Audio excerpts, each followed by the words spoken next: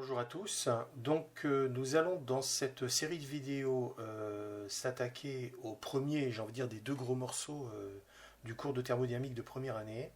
Ça va être donc ici chapitre 17, le premier principe de la thermodynamique, puis après plus tard au chapitre 18, le second principe. Donc là j'ai envie de dire, après avoir vu les bases introductives dans le chapitre 16 et notamment le modèle du gaz parfait, là on va rentrer un petit peu plus dans le vif du sujet ici. Alors, au niveau du plan de cours, donc un certain nombre de parties. Tout d'abord, on va donner une description de ce qu'on appelle les transformations thermodynamiques. Ensuite, s'intéresser donc à la notion de travail, que on peut également qualifier ici, donc, comme vous le voyez, de transfert mécanique.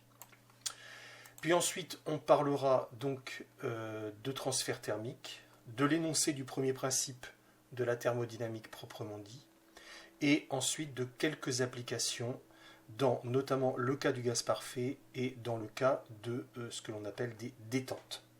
Voilà. Donc il y a beaucoup de choses, hein, bien évidemment ici, et donc bien évidemment ce chapitre sera donc en plusieurs vidéos. Voilà.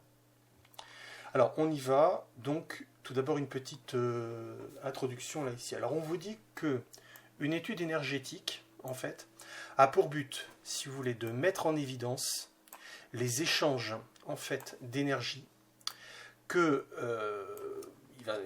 vont se produire, si vous voulez, entre un système étudié.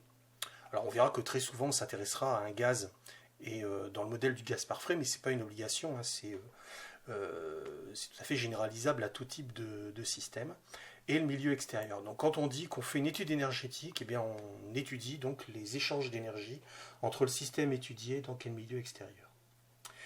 Alors, on distingue, et ça c'est quelque chose qu'on avait déjà vu, hein, mais on va vraiment le spécifier et l'étudier plus en détail à compter de maintenant.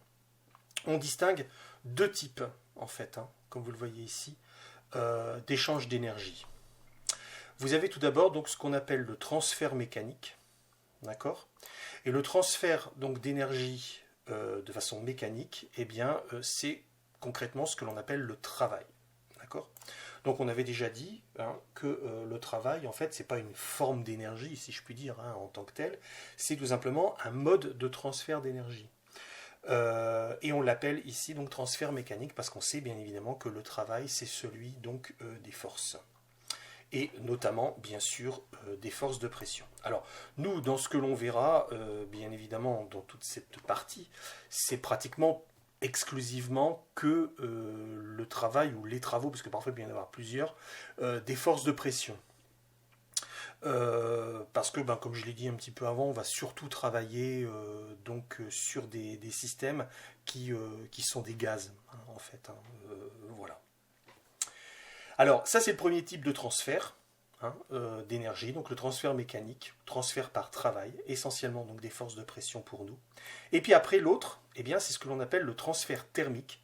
C'est le transfert donc d'énergie par quantité de chaleur, hein, ou tout simplement que l'on appelle aussi transfert d'énergie thermique. Parce que c'est vrai que le terme de chaleur, bon, il est encore utilisé, mais disons que bon.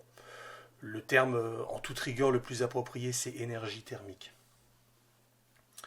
Alors ensuite, le premier principe de conservation donc, de l'énergie va émerger et se formaliser progressivement dans le courant du 19e siècle. Et en thermodynamique, eh bien, ce principe donc, de conservation de l'énergie, eh bien, on l'appelle le premier principe. Hein, le premier principe dit de la thermodynamique. Donc en fait, on le formalisera hein, bien évidemment un petit peu plus tard, on a des préalables à faire hein, bien évidemment, mais voilà, ce premier principe dit de la thermodynamique, c'est en fait un principe de conservation de l'énergie. Et à partir d'ailleurs de on aura l'occasion de le voir, à partir du premier principe, on retrouve par exemple des principes de conservation d'énergie que l'on avait vus en mécanique, comme par exemple le principe de conservation de l'énergie mécanique, par exemple quand vous avez un système sans frottement, des choses comme ça. D'accord ?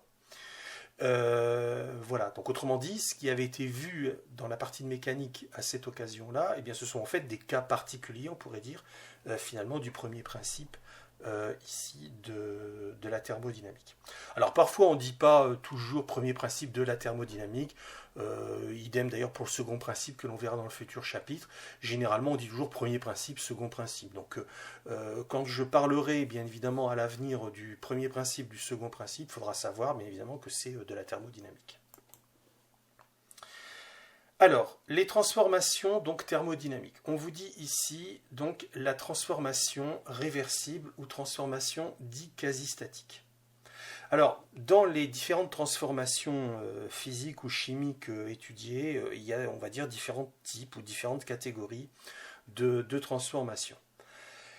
Une première distinction, en fait, qu'il va falloir dès maintenant comprendre, en fait, c'est la différence entre une transformation réversible ou quasi-statique, même si réversible et quasi-statique, c'est pas tout à fait synonyme, mais on va dire que c'est quasi équivalent, d'une part, donc première catégorie, on va dire transformation réversible, et puis ensuite les transformations dites irréversibles. Alors ça ne va pas encore avoir énormément donc d'importance pour nous ici dans ce chapitre-là, sur le premier principe, mais vous allez voir que dans le second, ça va être absolument essentiel de bien faire ce distinguo-là ici. Alors, des définitions, hein, vous allez voir que très souvent, hein, dans ces cours de thermodynamique, comme il y a quand même pas mal de choses nouvelles pour les étudiants, eh bien, il y a comme ça beaucoup de définitions où on fixe les mots de vocabulaire. Hein, donc, c'est ce qui est mis là ici. Donc, une transformation thermodynamique, d'accord ? Voilà, transformation donc thermodynamique, donc est un processus, bien évidemment, donc au cours duquel donc un système, sous l'action d'une perturbation extérieure, passe d'un état d'équilibre initial à un état d'équilibre final. Voilà. Donc concrètement, ben voilà, vous avez par exemple un gaz. Je vais prendre quelque chose de très simple. Vous avez un gaz, bon ben je sais pas moi, vous mettez ce gaz, je sais pas moi, vous l'enfermez dans une bouteille, sous-entendu étanche, bon, à température ambiante, etc. Donc la bouteille, elle a un certain volume, le gaz, il est sous une certaine pression, etc. Bon, on va dire à la température ambiante. Bon, imaginons la pression initiale, c'est la pression atmosphérique, bon, très bien.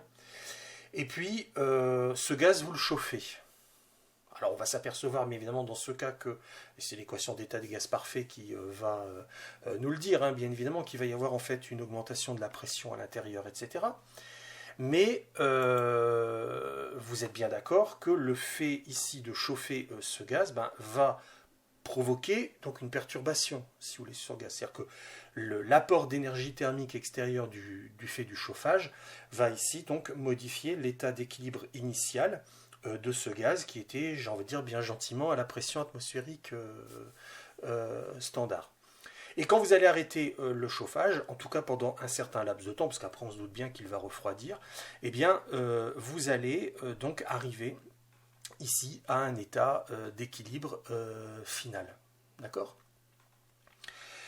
Donc il y a bien eu une modification ici par une perturbation extérieure de l'état d'équilibre du système. Alors on dit maintenant donc qu'une transformation est dite quasi-statique si chaque état intermédiaire entre l'état d'équilibre initial et l'état d'équilibre final est lui-même un état d'équilibre.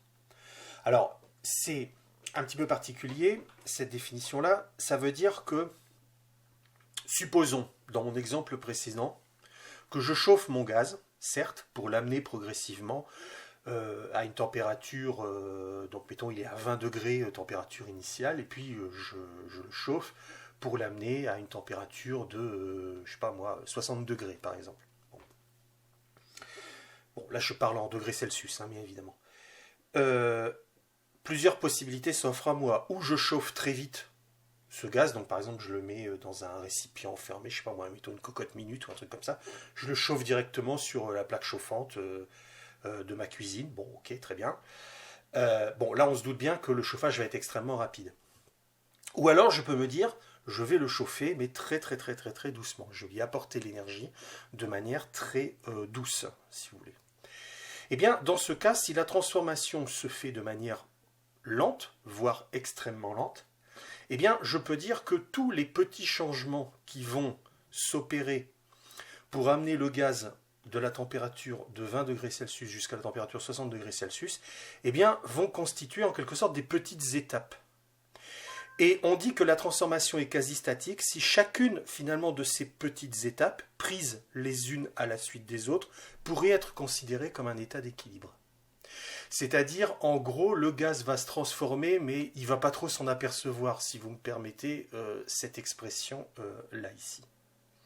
En revanche, une transformation ne sera pas quasi statique si vous chauffez brutalement, par exemple avec un brûleur, hein, c'était dans mon exemple là ici, ce gaz, et que très vite vous lui communiquez une très forte quantité d'énergie thermique.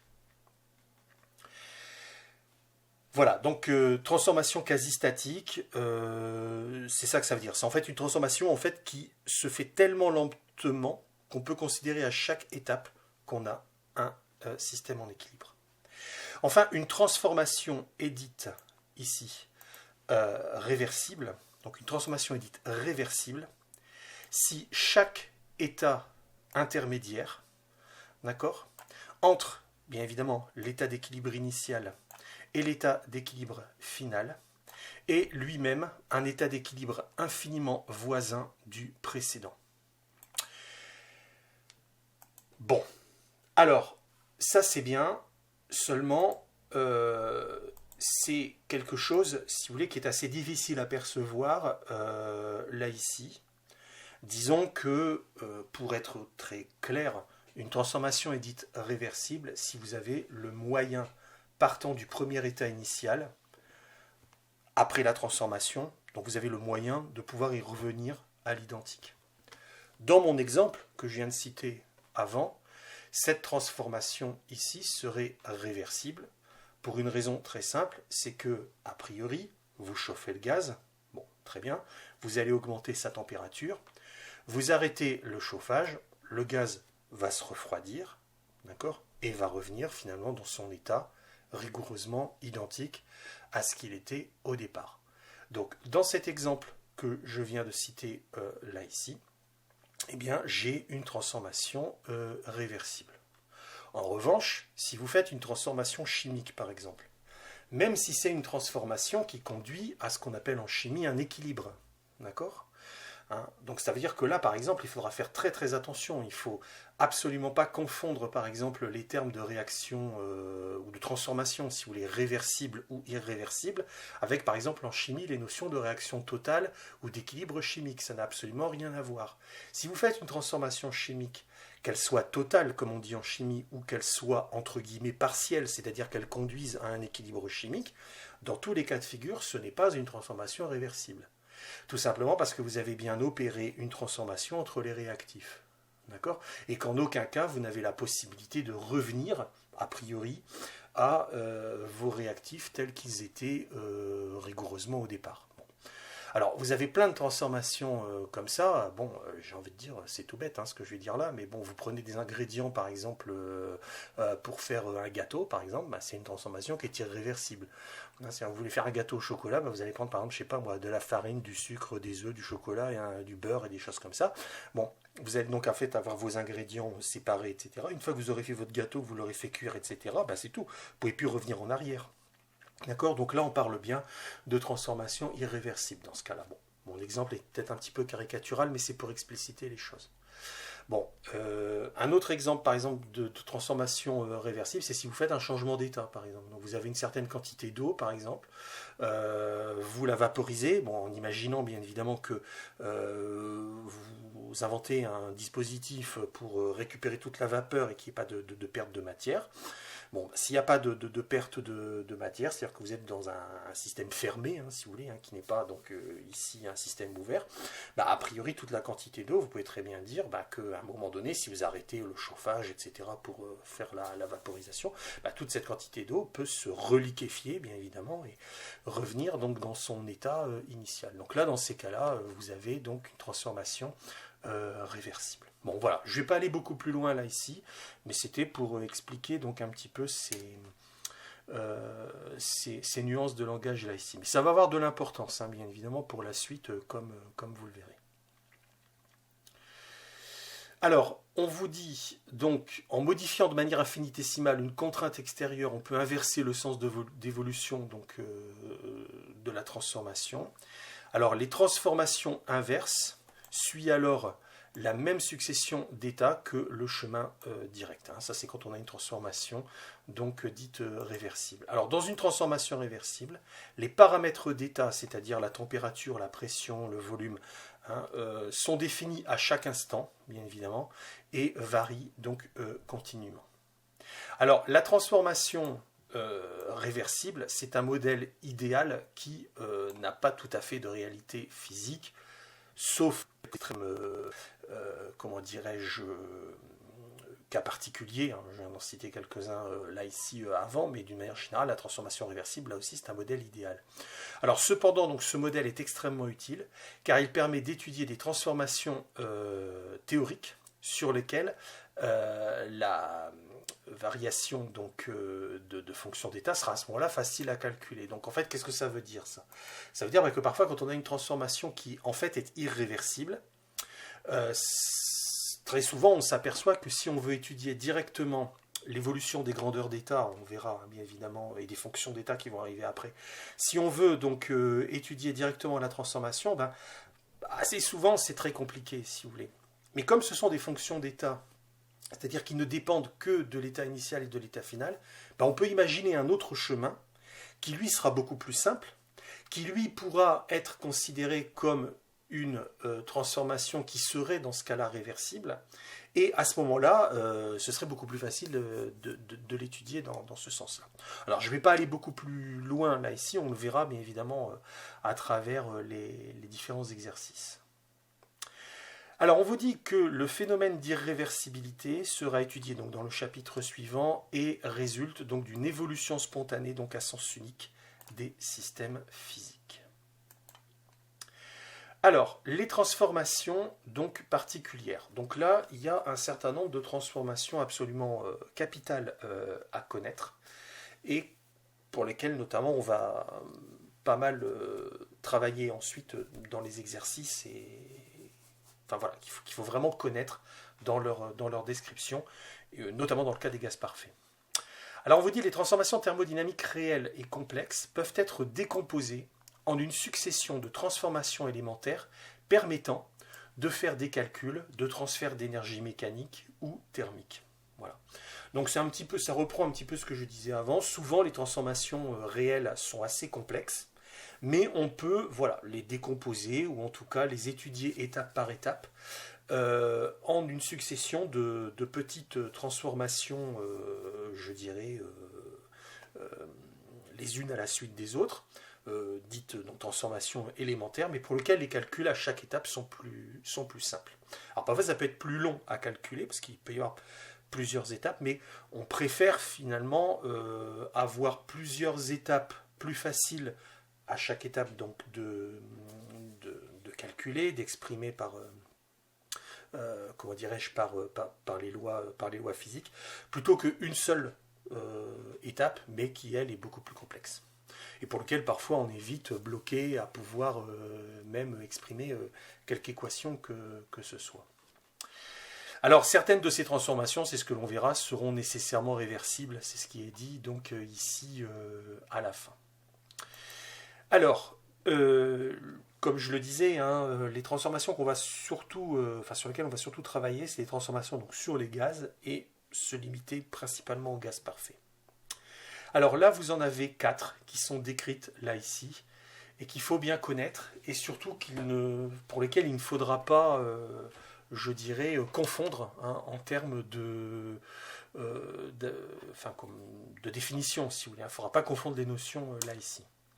Alors, le premier type de transformation, c'est une transformation donc, qui est dite isobare. D'accord ? Alors, une transformation est isobare si la pression du système est constante autour donc, de l'évolution. Une transformation isobare, c'est une transformation donc à pression constante. Isobare, ici, ça veut dire pression constante. Une transformation est isochore si, au cours donc de la transformation, de l'évolution du système, le volume est constant. Une transformation isochore, c'est donc une transformation à volume constant. Alors bien évidemment, isobare, pression constante, isocore volume constant, ça veut dire bien évidemment que les autres grandeurs au cours de la transformation vont être susceptibles de changer. Donc bien évidemment dans une transformation isobare par exemple, le volume, la température, etc. Vont changer. Dans une transformation isocore, là par contre c'est la pression, la température et d'autres grandeurs, le nombre de moles éventuellement, qui vont changer. D'accord? Voilà. Bien évidemment, c'est-à-dire qu'on fixe, on rend constant, si vous voulez, une grandeur, mais les autres, bien sûr, vont varier. Sinon, si aucune grandeur ne varie, bien évidemment, il n'y a pas de transformation. Alors, transformation, donc isotherme, bien évidemment, c'est une transformation donc, où la température, cette fois-ci, est constante. Bon, là, je pense que isotherme, c'est quand même assez explicite au niveau du vocabulaire. Et enfin, une transformation. Alors ça, vous allez voir, c'est très très important parce qu'on rencontrera très souvent, en fait, ici, ce type de transformation. Donc une transformation ici est dite adiabatique. Une transformation est adiabatique si le système n'échange pas d'énergie thermique avec l'extérieur.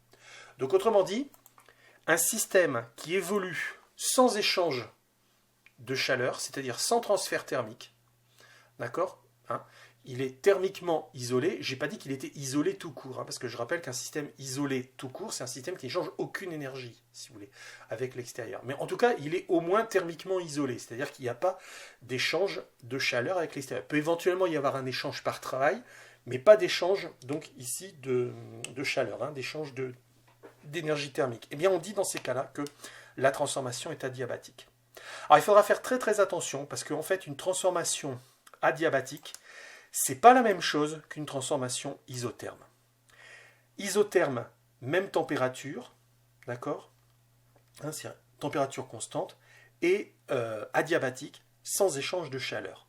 Alors, bien évidemment, on se doute bien que ces deux notions sont liées. On se doute bien que, bien évidemment, entre la chaleur, la température, etc., il y a des passerelles, bien évidemment, entre les notions, on est bien d'accord. Mais fondamentalement, c'est pas la même chose. La température, on en avait parlé déjà, bien évidemment, dans le chapitre sur le gaz parfait. Il faut vraiment l'interpréter, on en reparlera d'ailleurs un petit peu plus tard, comme étant donc une grandeur évaluant l'état d'agitation thermique, comme on dit, de la matière, c'est-à-dire elle est reliée à l'énergie microscopique cinétique de la matière.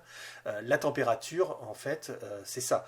La chaleur ou l'énergie thermique, c'est un mode de transfert d'énergie. Donc c'est pas tout à fait pareil. Mais bon, tout ça, bien sûr, ça va se mettre en place ici. Bon, alors tout ce que je remonte encore une fois, vous voyez qui est écrit ici en rouge, ça ce sont vraiment des définitions, c'est absolument essentiel et fondamental de connaître ça.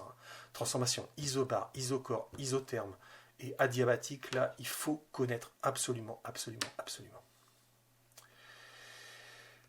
Alors, une transformation adiabatique idéale, ici, suppose, donc idéal, ça veut dire que, parce qu'on se doute bien, une transformation adiabatique, bien évidemment, dans l'absolu, ça ne peut pas exister, parce que l'isolation thermique absolument parfaite, si vous voulez, quand je dis isolation thermique, bien évidemment, j'emploie un terme ici, on parle bien sûr d'isolation, donc qui évite tout transfert thermique, bien évidemment, du système vers l'extérieur ou de l'extérieur vers le système. On se doute bien que ce n'est pas quelque chose qui, dans l'absolu, peut exister. C'est un système qui permettrait comme ça de complètement thermiquement isoler, disons une enceinte, si vous voulez, qui permettrait de totalement isoler thermiquement un système de l'extérieur. Alors on peut s'en approcher, on avait déjà vu ça avec des calorimètres, des choses comme ça, mais dans l'absolu, bien évidemment, ça n'existe pas. On a toujours une petite perte de l'extérieur ou un petit apport de l'extérieur. C'est absolument impossible de réaliser ça dans l'absolu. Mais on va quand même dire ici qu'une transformation adiabatique idéale suppose donc des parois athermanes ou parfaitement calorifugées, et une transformation donc adiabatique doit être suffisamment rapide, bien évidemment, pour n'autoriser aucun échange thermique. Donc, ça c'est quelque chose d'important d'avoir compris. Pour considérer une transformation adiabatique idéale, ou en tout cas suffisamment parfaite pour être considérée comme adiabatique idéal, eh bien ça suppose deux choses. Soit vous avez, si vous voulez, un super calorimètre. Ça existe, hein, il y a des très bons calorimètres, ce qu'on appelle des Vaz-Dewar, des choses comme ça, qui sont extrêmement performants. Mais bon, ça a de toute façon une limite. Donc soit ça, soit vous avez un super calorimètre, et à ce moment-là, vous pouvez envisager des transformations. Voilà. Soit vous avez une transformation qui est tellement rapide, et c'est ce qu'on verra par exemple dans les moteurs, à certaines étapes du fonctionnement par exemple d'une machine thermique comme un moteur, et bien parfois il y a certaines étapes en fait qui sont tellement rapides qu'on peut considérer qu'il n'y a pas d'échange de chaleur, en tout cas pas à ce moment-là, d'échange donc de chaleur avec l'extérieur. Et donc dans ces cas-là, on pourra considérer que c'est une transformation adiabatique idéale. Voilà. Donc, paroi de calorimètre parfaite, ou alors une réaction extrêmement rapide, enfin une transformation, pardon, extrêmement rapide. Faire attention de bien parler de transformation, pas nécessairement de réaction. Même si les réactions, bien évidemment, au sens de la chimie, sont des transformations, bien entendu, mais transformation, c'est un terme qui est beaucoup plus large. Alors, une transformation isotherme est nécessairement réversible. Bon, ça, on aura l'occasion de le voir par la suite. Bon, je ne vais pas beaucoup plus loin là, ici. Alors, bien sûr, il ne faut pas confondre adiabatique et isotherme, bien évidemment. C'est ce que j'ai déjà dit précédemment. Donc, je ne reprends pas tout ça dans le détail.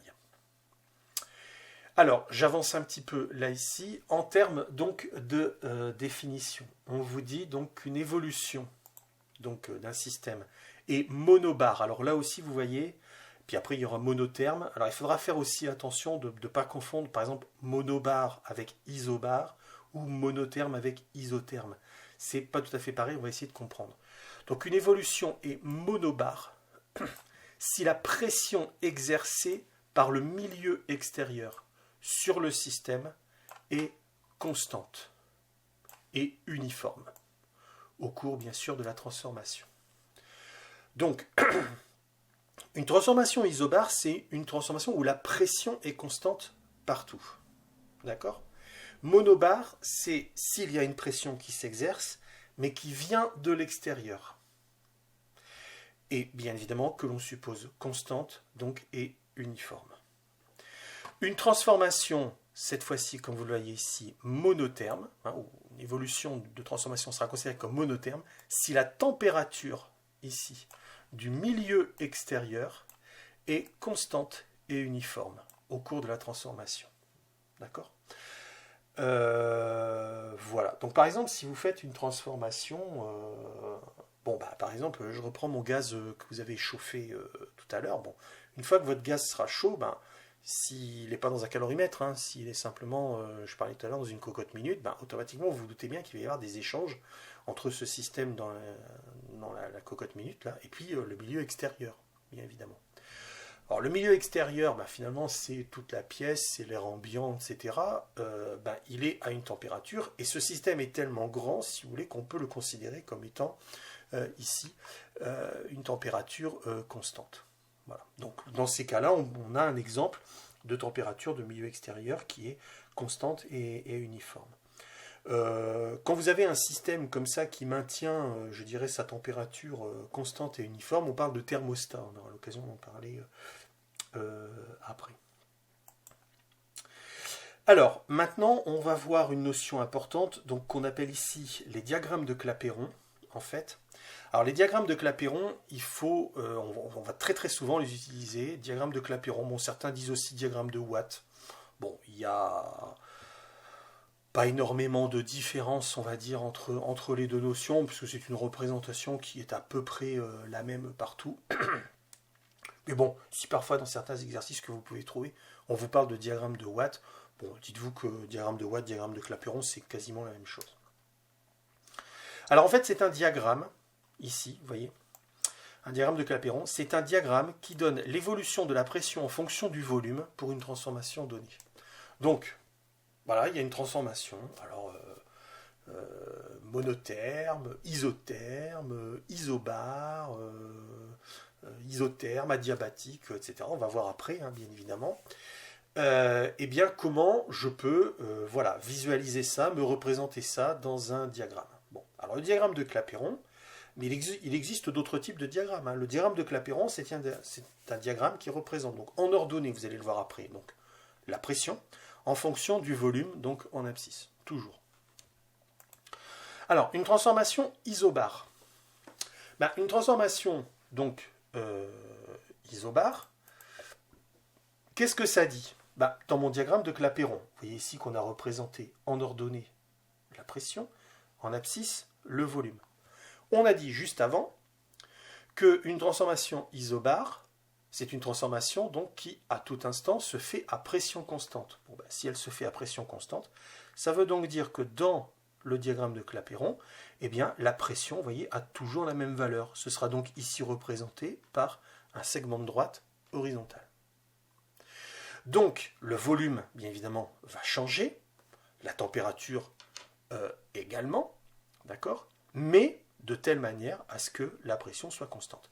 Si je prends le modèle du gaz parfait, d'accord, le modèle du gaz parfait, donc je rappelle, je peux éventuellement l'évoquer là ici, je rappelle donc que dans le modèle du gaz parfait, eh bien, j'ai PV, d'accord, égale nRT. Ça, je rappelle, c'est l'équation du gaz parfait. Si, par exemple, je prends donc une quantité fixe, d'accord, donnée. Donc une quantité fixe de gaz donnée. Bon, par exemple, je prends 1 mol, mais ce ne serait pas une obligation. Là, ici, on vous dit, je prends n mol. Bon, très bien. Eh bien, vous êtes d'accord que dans une transformation donc isobare, comme la pression doit être constante, bah, ça veut dire que comme là, ici, je vais donc ici diviser nécessairement donc par enfin, si vous voulez, pour exprimer, donc c'est ce que je suis en train de faire là ici. Voilà, donc pour exprimer donc la pression toute seule, je vais donc diviser ici par le volume, vous êtes d'accord, ce que je suis en train de faire là ici. Donc je peux dire que P c'est nRT sur V, et vous êtes d'accord que si la pression donc est constante, bah, ça veut dire que nRT sur V c'est une constante, et si bien sûr je fixe un nombre de moles, c'est ce qui est écrit là ici, du coup je peux faire entrer bien évidemment le nombre de moles dans la constante, donc en fait ça revient à avoir, si vous voulez, hein, en gros ici, donc je vais l'écrire comme ça, voilà, ça revient donc en fait ici à avoir donc P, voilà, donc je vais l'écrire comme ça, vous voyez, donc je divise bien évidemment par le nombre de moles, hein, je rapporte au nombre de moles, et donc du coup j'ai ça, voilà, donc voilà. J'ai donc ici P sur N, bien évidemment, qui vaut dans ces cas-là RT sur V. Si la pression est constante, parce que la transformation est isobare, et si j'ai en plus N mol donné qui est fixe, bien évidemment, P sur N, là ici, c'est une constante, d'accord? P sur N, là ici, c'est une constante, bien évidemment. Et donc, si c'est une constante, bah, ça veut donc bien dire que RT sur V, c'est une constante. Alors ça, je vais l'effacer là, ici. Mais voilà, c'était simplement pour expliquer un petit peu comment j'étais peut-être arrivé à ce résultat là, ici. Ça découle donc de l'équation du gaz parfait là, ici. Bon, ce que je viens de faire assez rapidement là, ici, vous pouvez le reprendre par écrit. Ça pose bien évidemment aucun problème. Alors ça va avoir de l'importance parce que vous verrez que dans les exercices, après, ici, ça va être par exemple important pour exprimer par exemple un travail, comme on le verra un petit peu plus loin. Ensuite, transformation donc isochore. Bah, la transformation isochore, on a dit que c'était donc une transformation où, bien évidemment, ici, le volume est constant. Donc, ça veut dire que là, le volume ne bouge pas. La pression, bien sûr, elle va changer. Donc là, ici, ça va être un segment de droite, mais vertical, bien évidemment. Alors, exactement par le même type de raisonnement que ce que j'ai fait précédemment, eh bien, vous pouvez donc montrer, hein, bien évidemment, que V, à partir de l'équation d'état des gaz parfaits, V c'est nRT sur P. Hein, reprenez exactement le même type de raisonnement que j'ai fait très rapidement là précédemment, mais cette fois-ci vous raisonnez sur le volume qui est constant. Pour un nombre de moles donné, ça revient cette fois-ci à avoir RT sur P qui est une constante. Donc dans une transformation isocore, RT sur P est une constante. Transformation isobar, RT sur V est une constante. Alors bien évidemment, pour un gaz parfait, hein, je précise. À chaque fois, ça, c'est pas pour n'importe quel système, hein, c'est pour un gaz, déjà. Et puis, qu'on peut supposer, donc ici, être un gaz parfait, ce que l'on fera pratiquement toujours, nous, ici. Voilà. Alors, ensuite, transformation isotherme et adiabatique réversible. Alors là, il se trouve que on les a mis, hein, je les ai mis ici sur le même diagramme de Clapeyron, pour voir un petit peu les nuances qu'il y a entre les deux, parce que c'est vrai que dans le diagramme de Clapeyron, les transformations isothermes et adiabatiques réversibles semblent parfois avoir un petit peu la même tête, et c'est pas tout à fait faux, hein, bien évidemment, mais il y a quand même une différence, on va essayer de comprendre là ici. En tout cas pour adiabatique réversible. Ce que l'on montre là ici, bien évidemment, c'est dans le cas du gaz parfait, parce que c'est toujours pareil, si on n'a pas un gaz parfait là ici, ça peut être plus compliqué. Donc on voit bien ici mon diagramme de Clapeyron, donc j'ai la pression en ordonnée, le volume en abscisse, bon ça n'a pas changé, et on voit là ici que eh bien, pour une transformation isotherme, j'ai une courbe décroissante là ici. Bien évidemment, si je prends le gaz parfait, PV étant égal, bien sûr, donc là c'est facile à voir, à N, R, T, petit n bien évidemment, ce sera plus correct de dire ça.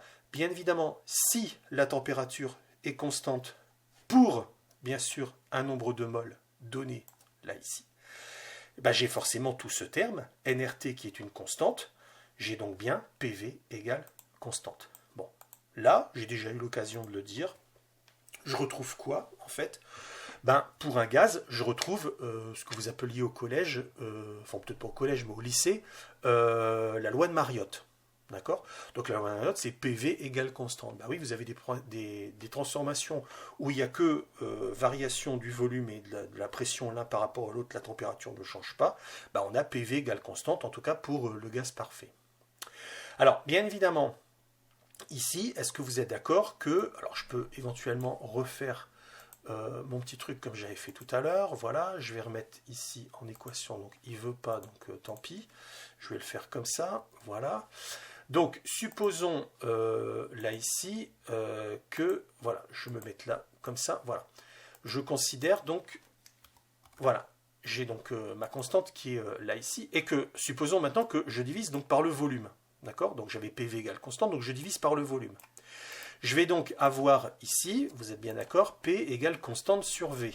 Bon, bah si j'ai P égale constante sur V, eh bien ça, mathématiquement, ça correspond, si vous voulez, ici, en maths, à une fonction, si vous voulez, qui serait, alors je vais mettre entre guillemets ici, du type, si vous voulez, f de x égale 1, ou disons une constante. Bon, c'est pas forcément obligé d'être égal à 1, par exemple. Hein. Bon. Alors, prenons la constante égale à 1, peut-être pour simplifier là, ici, sur x. Bah, vous êtes d'accord que quand j'ai ça, j'ai ce que l'on appelle, bon, du coup, je vais peut-être pas faire ça, voilà, j'ai ce que l'on appelle, donc, là, ici, une hyperbole. D'accord? Donc, en fait, le profil de la courbe que vous voyez ici, en magenta, là, en rose-violet, eh bien, c'est un profil, si vous voulez, hyperbolique. D'accord? C'est-à-dire que c'est quelque chose qui rappelle mathématiquement donc cette fonction-là. D'accord? Voilà. Alors, bien sûr, ça, je le déduis, hein, bien évidemment, du fait qu'au départ, donc là je vais revenir quand même à la forme que j'avais au début, voilà, PV est une constante. Donc effectivement, si vous avez f de x égale 1 sur x, bon, vous pouvez toujours dire, bien évidemment, alors si x est différent de 0, bien évidemment ici, hein, là dans mon exemple, le volume forcément est différent de 0, on est bien d'accord. Donc ça veut dire que si x est différent de 0, ben dans ces cas-là, x fois f de x ou f de x fois x, ben c'est forcément une constante dans le modèle mathématique que j'ai donné tout à l'heure. Donc là, ici, je peux modéliser ici cette transformation donc, par une hyperbole. Alors, adiabatique réversible, en fait, on voit que d'un point de vue... Alors, je précise bien, hein, adiabatique, mais en plus, je considère une transformation qui est réversible. Parce que sinon, là aussi, c'est beaucoup plus compliqué. Eh bien, on verra plus tard ici, notamment dans le chapitre suivant, quelque chose qui sera très très important ici pour nous après, c'est donc cette relation là ici, PV puissance gamma égale constante. Alors je ne précise pas ce que représente le gamma là ici, ça sera fait plus tard. On l'appelle le coefficient de Laplace. Et on peut s'apercevoir donc que si on a une transformation adiabatique réversible, eh bien la pression multipliée par le volume à la puissance gamma, c'est une constante. Ce qui veut dire bien évidemment ici que si je refais donc le même raisonnement que ce que j'avais fait tout à l'heure, d'accord ? C'est-à-dire que là, je divise donc ma constante par le V puissance gamma. Je vais donc obtenir cette fois-ci, si vous voulez, une fonction mathématique qui serait donc là ici du type, si vous voulez, en quelque sorte, donc f de x égale donc une constante, alors même chose, je vais prendre une constante égale à 1 pour simplifier, divisé donc par x, ici, donc à la puissance quelque chose, si vous voulez. Alors bon, j'ai pas forcément de lettre gamma là ici, bon, je vais mettre alpha pour simplifier là ici comme ça. Alors, donc il n'a pas voulu, bon tant pis. Voilà, donc je vais mettre ici x, voilà, ici à la puissance alpha comme ça, voilà. Donc j'ai 1 sur x puissance alpha. Ça, ce serait mon modèle, je dirais, mathématique. Bon. Bah, vous voyez bien que ce modèle mathématique, finalement, ça ressemble un petit peu à ce que l'on avait tout à l'heure. Après tout, on pourrait dire que tout à l'heure, bah, c'était le cas particulier où alpha, ici, était égal à 1. Alors, je ne dirais pas, pour moi, dans mon modèle physique, que transformation isotherme, c'est comme si j'avais gamma est égal à 1, parce qu'on verra que gamma ne peut pas être égal à 1. Pour plein de raisons qu'on évoquera, de raisons physiques, mais évidemment, qu'on raisonnera plus tard. Enfin, sur lesquelles on raisonnera plus tard. Donc là, ici, je parle bien du modèle mathématique. Donc le modèle mathématique, effectivement, tout à l'heure, on peut dire, c'est un petit peu comme si j'avais alpha est égal à 1, si vous voulez. Quoi. Bon, là, ici, alpha est différent de 1. Donc là, je ne peux plus parler, hein, mais évidemment, quand j'ai ça d'hyperbole, hein, je parle bon, d'une courbe décroissante avec une courbure importante, mais qui n'est plus hyperbolique là ici.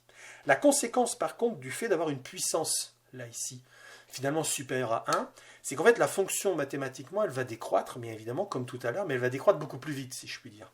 Donc vous allez obtenir ici une courbe finalement qui ressemble un petit peu à la précédente, mais beaucoup plus pentue, comme ça. Alors c'est ça en fait qu'il faut avoir repéré là ici. Alors je vais plutôt le faire comme ça. Voilà, je vais revenir à ce que j'avais au début. Lorsque l'on a un diagramme de Clapeyron où on voit donc des transformations, parce que parfois on peut avoir des diagrammes où il y a plusieurs phases, si vous voulez, plusieurs parties, plusieurs découpages d'une transformation. Parfois, on peut avoir des cycles de transformation, on verra ça notamment pour les machines thermiques. Eh bien, parfois, on peut avoir comme ça des portions de courbes qui ont cette allure-là. Et comment on distingue les isothermes, si vous voulez, des adiabatiques réversibles? Eh bien, précisément par le fait que les isothermes décroissent, si vous voulez, mais de manière beaucoup plus douce que les adiabatiques réversibles, qui vont décroître de manière beaucoup plus brutale. Voilà donc ce que l'on pouvait dire ici. Donc vous voyez que là, jusqu'à présent, il y a quand même beaucoup de descriptions visuelles, descriptions comment dirais-je, de définition, des choses comme ça. Mais voilà, c'est des choses qui sont importantes à avoir repérées là ici. Alors en traçant bien sûr ce type de diagramme, on suppose que les transformations étudiées ici bien sûr sont réversibles, ce qui implique que la pression d'un fluide contenu dans une enceinte fermée est définie à tout instant. Bon, là aussi, voilà. Alors, les tracés des isocores ou des isobars donc, sont valables pour tout gaz, mais ceux des isothermes et des adiabatiques réversibles ne sont que pour un gaz parfait. Donc autrement dit, ce qui a été vu juste avant avec mes courbes décroissantes, c'est uniquement pour les gaz parfaits. Par contre, les droites horizontales ou verticales là, des isobars et des isocores qu'on avait vu avant, ça c'est pour tout type de transformation. Alors, le signe des grandeurs d'échange dans toutes les transformations, bon ça c'est des choses qu'on a déjà évoquées, bon, sauf indication contraire, on se place toujours du point de vue du système, c'est-à-dire qu'on étudie une transformation d'un système donné, par exemple un gaz, tout à l'heure je parlais d'un gaz enfermé dans une enceinte, d'accord ? Et donc sous-entendu, tout ce qu'il y a autour, c'est l'extérieur. Eh bien, pour étudier, je me place du point de vue de ce gaz. Je fais comme si, entre guillemets, j'étais à la place du gaz. Alors dans ces cas-là, c'est très simple. Ce que le système donc va recevoir, d'accord, eh bien à ce moment-là, la quantité donc reçue est positive. Alors ça peut être un travail, ça peut être une énergie thermique, puisque ce sont les grandeurs d'échange. Dès qu'un système reçoit quelque chose, cette chose, qui est une quantité d'énergie pour nous, d'une énergie transférée, eh bien, est comptée positive. Parce que bien évidemment, quand on parle de transfert d'énergie thermique ou de transfert mécanique par travail, transfert, ça veut dire que, ou transfert ou échange, ça veut dire que ça peut aller dans un sens ou dans l'autre, bien évidemment. Donc du point de vue du système, soit le système reçoit quelque chose, soit il fournit, il cède quelque chose vers l'extérieur. Alors dans ce cas, comme vous le voyez ici, si le système fournit ou cède une quantité d'énergie vers l'extérieur, à ce moment-là, cette quantité ici, eh bien, elle est comptée négativement. Ce que le système reçoit est compté positif, le système cède est compté négatif.